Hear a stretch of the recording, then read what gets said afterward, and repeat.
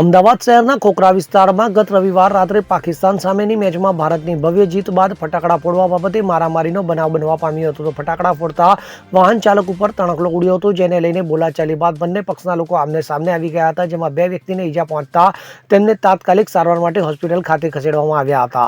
તો પાકિસ્તાન સામેની ક્રિકેટ મેચમાં ભારતની જીત બાદ સમગ્ર દેશમાં ખુશીનો માહોલ જોવા મળ્યો હતો. અનેક જગ્યાએ લોકો રોડ પર ઉતરી આવ્યા હતા અને ફટાકડા ફોડીને ઉજવણી કરી રહ્યા હતા. જો કે અમદાવાદ શહેરના ખોખરા વિસ્તારમાં કેટલાક લોકો જાહેરમાં રોડ પર ફટાકડા ફોડવા માટેનું ભારે પડ્યું છે. તો અનુપમ 3 રસ્તા પાસે આવેલી છબીલદાસની ચાલી પાસે ગોપીસિંહ નામનો વ્યક્તિ જાહેરમાં ફટાકડા ફોડી રહ્યો હતો. આ સમયે અલગ અલગ બે એક્ટિવા પર રખિયાલ વિસ્તારમાં રહેતા શકીલ હસન કાજી અને તેના મિત્રો ત્યાંથી પસાર થયા હતા. તો ગોપીસિંહે ફટાકડો ફોડતા તેમના પર તણખો પડ્યો હતો, જેથી બંને વચ્ચે ઉગ્ર બોલાચાલી બાદ મારામારી થવા પામી હતી. તો પોલીસે બંને પક્ષની વિરુદ્ધમાં ગુનો દાખલ કરીને વધુ તપાસ હાથ ધરી છે. તો ખોખરા પોલીસે ગોપીસિંહ શેરગે, સુરતસિંહ રાજપૂત, વસીમ શેખ, શકીલ હસન કાજી અને શાહરૂખ પઠાણ અને બે સગીર એમ કુલ 7 આરોપીઓને ઝડપી લઈ આસપાસના સીસીટીવી ફૂટેજના આધારે વધુ તપાસ હાથ ધરી છે. ગઈકાલે રાત્રે ભારત પાકિસ્તાનની મેચ પત્યા બાદ જે ખોખરા પોલીસ સ્ટેશન વિસ્તારમાં અનુપમ સિનેમા પાસે જે છબીલદાસની ચાલી છે ત્યાં આગળ કેટલાક લોકો ફટાકડા ફોડતા હતા. એ દરમિયાન ત્યાંથી બે એક્ટિવા ચાલક યુવકો ત્યાંથી નીકળતા હતા, જેનું નામ છે શકીલ હસન ઉર્ફે શેરા અને શાહરૂખ ઇશરાર. એ દરમિયાન જે ગોપીસિંહ શેરગીલ કરીને છે એ રીતે ફટાકડા ફોડતા હતા.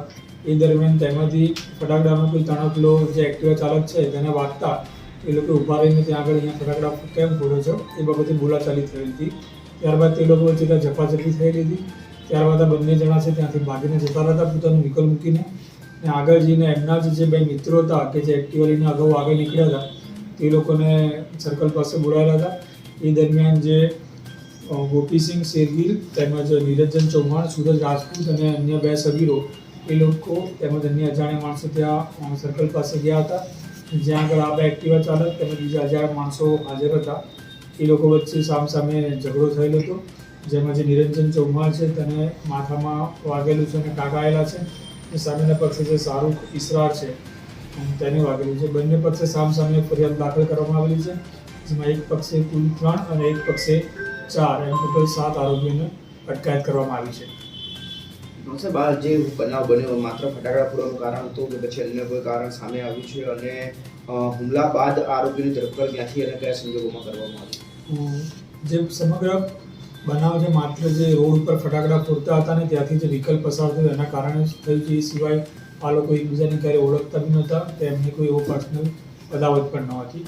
જે બનાવ બન્યો ત્યારબાદ બંને પક્ષના આરોપીને વાગેલું હતું. જે ગોપીસિંહ શેરગીલ કરીને છે તેમનો જે ફરિયાદ વાગ્યું છે એલજી હોસ્પિટલમાં હતો. સામા પક્ષે જે આરોપી છે સિવિલમાં સારવાર કરવા માટે ગયેલા હતા, અને સિવિલમાં સારવાર કરાવીને એ લોકો ભાગી ગયેલા હતા. એ દરમિયાન અમારી પોલીસ દ્વારા એ લોકોને પકડી પાડવામાં આવેલા હતા. રુસ્તમ શેખ સાથે CN24 ન્યૂઝ, અમદાવાદ. હવે જુઓ દેશ દુનિયાની તમામ ખબરો તમારી આંગળીના ટેરવે. ઉઠાવો મોબાઈલ અને Google Play Store પરથી ડાઉનલોડ કરો અમારી CN24 ન્યૂઝ મોબાઈલ એપ.